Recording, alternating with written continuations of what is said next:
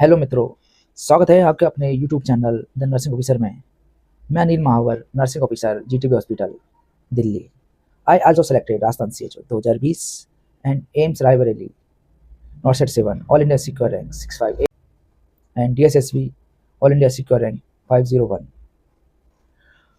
इस चैनल के माध्यम से हम आपको नर्सिंग से रिलेटेड उनके MCQ और इम्पोर्टेंट टॉपिक पर स्टडी करवाई जाएगी एंड जो भी नर्सिंग से रिलेटेड जो भी अपडेट है उनको बताया जाएगा। तो आज का अपना टॉपिक रहेगा कि नर्सिंग की एग्ज़ाम को क्रैक करने के लिए बेस्ट स्ट्रेटजी कौन सी रहेगी, ऐसी कौन सी बातें जो हमें ध्यान में रखनी चाहिए नर्सिंग की एग्ज़ाम की तैयारी करते वक्त। तो आइए समझते हैं।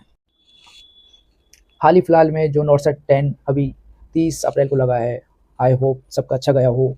और जिन बच्चों को ऐसा लगता है कि वो हमें और भी तैयारी की ज़रूरत है, तो आप अपनी स्ट्रेटजी बना सकते हैं। या जो बच्चों ने अभी नॉर्सेट 10 दिया है उनका अच्छा गया है, तो अपनी पढ़ाई को बंद ना करे, वो कंटिन्यू पढ़ाई करते रहे आगे की भी, और आगे भी और कई सारी वैकेंसी आएगी, उनकी भी तैयारी करते रहे। ये वीडियो उन बच्चों के लिए खासकर रहेगी जो बच्चे अभी कोचिंग कर रहे हैं, या जिन बच्चे कोचिंग करना चाहते हैं, या जिन बच्चों ने कोचिंग कंप्लीट कर ली है, वो किस तरह की स्ट्रेटजी बनाए कि कोई भी एग्ज़ाम आसानी से निकाल सकें। समझिए कि जो बच्चे अभी कोचिंग कर रहे हैं वो बच्चे प्रॉपर तरीके से कोचिंग करें, प्रॉपर नोट्स को रिवाइज़ करें और साथ में MCQ की प्रैक्टिस भी करें। जैसे जैसे आपका कोचिंग में जो टॉपिक क्लियर हो रहा है उसको आपको रिवाइज़ करना है, साथ में उसके आपको क्वेश्चन सेशन भी लगाने हैं। और आप क्वेश्चन सेशन लगा सकते हैं, आपकी कोई भी जो कोचिंग है वो टीचर्स आपको PDF के रूप में दे देंगे, या फिर आप कोई भी कॉम्पिटिटिव एग्ज़ाम जो मैं यूज़ करता था, जैसे PR यादव के क्वेश्चन सेशन बहुत अच्छे हैं, मैं उनकी प्रैक्टिस करता था। टारगेट हाई, न्यू एडिशन जो भी चल रहे हैं उनकी आप प्रैक्टिस कर सकते हैं, या एंकर सॉन्डर्स जो बहुत ही महत्वपूर्ण बुक है, आप उसकी भी प्रैक्टिस कर सकते हैं। अब वो बच्चे जिन्होंने कोचिंग कंप्लीट कर ली है, या जो बच्चे कोचिंग कंप्लीट कर चुके हैं, वो बच्चे क्या करें, कम से कम 8 से 10 घंटे की स्टडी रेगुलर करें, क्योंकि हम अपनी लाइफ के एक ऐसे मुकाम को कवर करने जा रहे हैं जिससे हमारी पीढ़ी चेंज हो सकती है, हमारी फैमिली सिक्योर हो सकती है। तो हम अपनी लाइफ के जो डेज़ हैं उनमें 8 से 10 घंटे एवरीडे दे सकते हैं।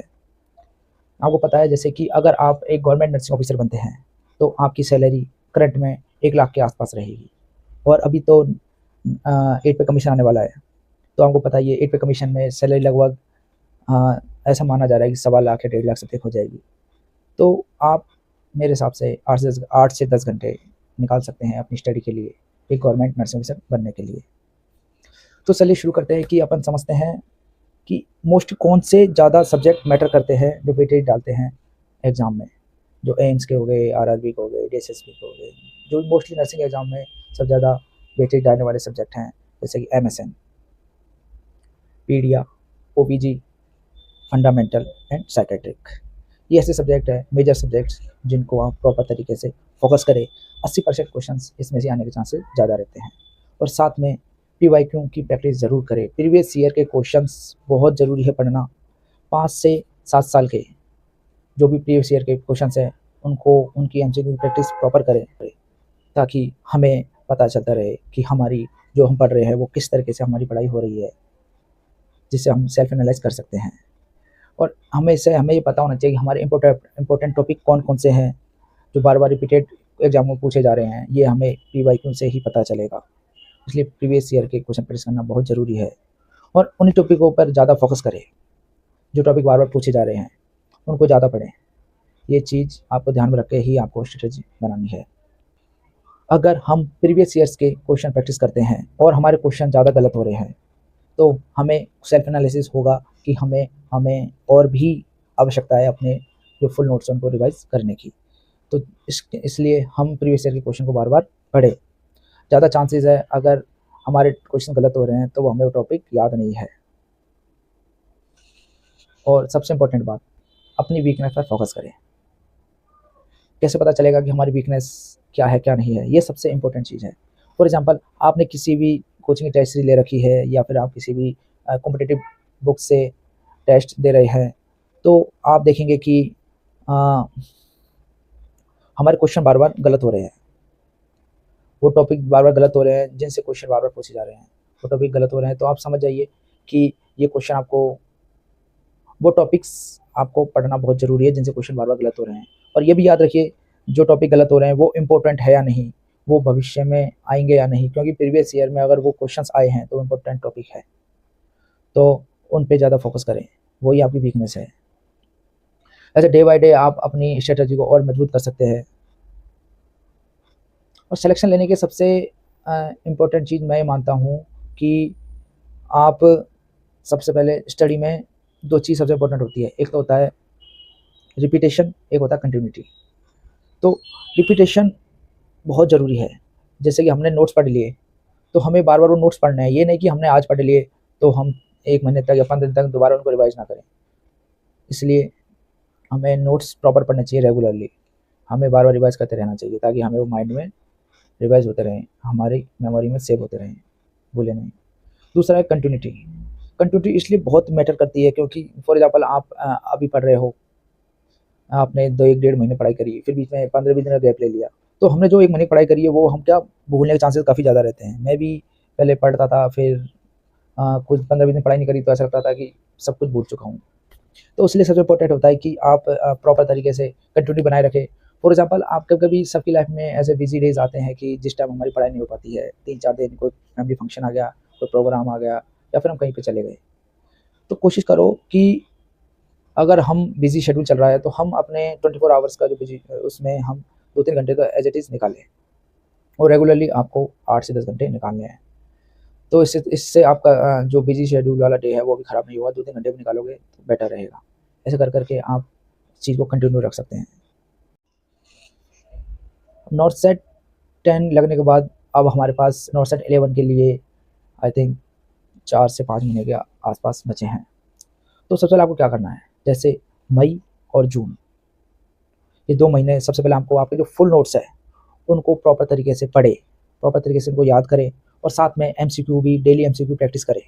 या आप डेली एमसीक्यू प्रैक्टिस आपकी कोई टेस्ट सीरीज़ से कर सकते हैं या कोई कॉम्पिटिटिव एग्ज़ाम जैसे कि पीआर अदब जो मैंने आपको बताया था, टारगेट हाई या सौंदर्स या भी कोई भी और भी मौसमी हो गई, इनसे किसी से भी कर सकते हैं। पर ध्यान रखें, एक प्रॉपर तरीके से करें। अब रहा जुलाई, जुलाई में क्या करें, जो भी आपने फुल नोट्स बनाए हैं उन नोट्सों को शॉर्ट नोट्स में कन्वर्ट करें। अब आपको कैसे पता चलेगा कि शॉर्ट नोट्स हुए या नहीं? अगर फॉर एग्जाम्पल मान के चलिए कि आपने फुल नोट्स पढ़ लिए और आप शॉर्ट नोट्स बनाने लगे, तो अगर आपके नोट्स शॉर्ट नोट्स किसी सब्जेक्ट के फॉर एग्जाम्पल ओबीजी के 8 से 10 पेज में बन रहे हैं, तो आप कैपेबल है कि आप शॉर्ट नोट्स बना लें। अगर आपको ऐसा लगता है कि मेरे शॉर्ट नोट्स ओबीजी के 15 से 20 पेज बनेंगे, 25 पेज बनेंगे, तो आपको अभी दोबारा वो टॉपिक पढ़ने की आवश्यकता है। तो आप पहले प्रॉपर फुल नोट्स को रिवाइज करें ढंग से 5-6 बार, फिर आपको इम्पोर्टेंट टॉपिक उसमें छाँटने हैं, प्लस साथ में वो टॉपिक जो आप भूल रहे हैं, उनको शॉर्ट नोट्स में लिखें। आपको पता है कि ये क्वेश्चन एग्ज़ाम में आ सकता है और ये इम्पोर्टेंट भी है और मैं इसे भूल भी रहा हूँ, वही चीज़ शॉर्ट नोट्स में लिखें और ऐसे करके आप हर सब्जेक्ट के 8 से 10 पेज बना सकते हैं। मैं क्या करता था कि A4 साइज़ की शीट लेता था, उसमें अपने शॉर्ट नोट्स बनाता था और पंच कर देता था। अब एमएसएन एक ऐसी सब्जेक्ट है जो बहुत बड़ी सब्जेक्ट है, तो आप सिस्टम वाइज़ उसका नोट्स बनाएँ, जैसे कि ब्लड का बना लिया, कार्डियक के बना लिए। अब कार्डियक के बनाने हैं तो कार्डियक का टॉपिक लिखें, उसको प्रॉपर शॉर्ट नोट्स जो इम्पोर्टेंट है, जो प्रीवियस पहले आए हुए क्वेश्चंस में पूछा गया है, उस तरीके से उनको शॉर्ट नोट्स में प्रॉपर तरीके से लिखें और उनको पंच कर लें। ऐसे हर सिस्टम के एक नोट्स बना लें एमएसएन के। ऐसे फंडा के आप नोट्स बना सकते हैं, मेरे हिसाब से 10 से 12 पेज में मैक्सिमम बन जाएंगे आपके फंडा के नोट्स। ऐसे कर के आप शॉर्ट नोट्स कवर करें, उनको बार-बार रिवाइज़ करें और एमसीक्यू प्रैक्टिस कंटिन्यू चलने दें। एमसीक्यू प्रैक्टिस बहुत ज़रूरी है, टेस्ट सीरीज के माध्यम से, और अपनी वीकनेस पर फोकस करते रहें। अगस्त में क्या करना है? अगस्त में आपको नोट डाउन करना है आपकी वीकनेस। अब आपने फुल नोट्स पढ़ लिए, शॉर्ट नोट्स पढ़ लिए, एमसीक्यू प्रैक्टिस भी कर ली। फिर भी आपको ऐसा लग रहा है कि आपके कहीं न कहीं क्वेश्चंस गलत हो रहे हैं, कौन-कौन से क्वेश्चन गलत हो रहे हैं, तो आपको अपनी वो वीकनेस है अपनी, तो आपको क्या करना है कि उन टॉपिकों को नोट डाउन करना है, वही आपकी वीकनेस है। उन टॉपिक को नोट डाउन करें, उनको आप प्रॉपर डिटेल में समझें। आप इसको गूगल से समझ सकते हैं, यूट्यूब की क्लासेस लेकर समझ सकते हैं या चैट जीपीटी से समझ सकते हैं। उनको प्रॉपर तरीके से समझें, जो भी आपकी वीकनेस टॉपिक है, उनको ही प्रॉपर फोकस करें और वो पता होना चाहिए वो वीकनेस टॉपिक नॉर्थ सेट में आए हुए हो, एम्स में आए हुए हो प्रीवियस जो भी कोई भी वैकेंसी, जो इम्पोर्टेंट वैकेंसी सेंट्रल गवर्नमेंट की, स्टेट गवर्नमेंट की, उनमें आए हुए टॉपिक को उनको ही वीकनेस के रूप में लेना है। और वो आपकी पर्सनल वीकनेस सबकी अलग-अलग होती है। आपकी कुछ वीकनेस अलग हो सकती है, अदर स्टूडेंट की वीकनेस अलग हो सकती है। तो सब अपने वीकनेस के अकॉर्डिंग टॉपिकों को निकालें, उनको डिटेल में क्लियर करें। ये हो गई आपकी अगस्त की स्ट्रैटेजी। अब सितंबर क्या करें? सितंबर में आप ये चीज़ कंटिन्यू रखनी है, ऐसे ही करते रहो। और जैसे नियर बाय एग्ज़ाम आए तो आपको जो पुराने जो भी आपने जो शॉर्ट नोट्स बनाए थे उनको प्रॉपर तरीके से रिवाइज़ करो तरीके से, और पीवाईक्यू को एक बार और रिवाइज़ कर लो, और आपकी जो वीकनेस है उसको तरीके से रिवाइज़ करना है, पूरा रिवाइज़ करना है, बार-बार रिवाइज़ करना है।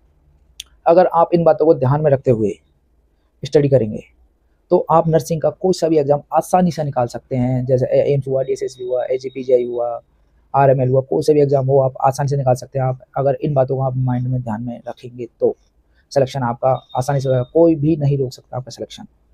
फिर भी अगर आपको ऐसा लगता है, आपके मन में कोई भी ऐसी क्वेरी हो जो आपको लगता है कि और भी कुछ पूछना हो, तो आप हमें पूछ सकते हैं, कमेंट बॉक्स में लिख सकते हैं, आप हमारे टेलीग्राम पर भी मैसेज कर सकते हैं। और ऐसे ही महत्वपूर्ण नर्सिंग से रिलेटेड अपडेट और जानकारी के लिए आप हमारे चैनल को विजिट कर सकते हैं और लाइक, शेयर एंड सब्सक्राइब कर सकते हैं। Thank you.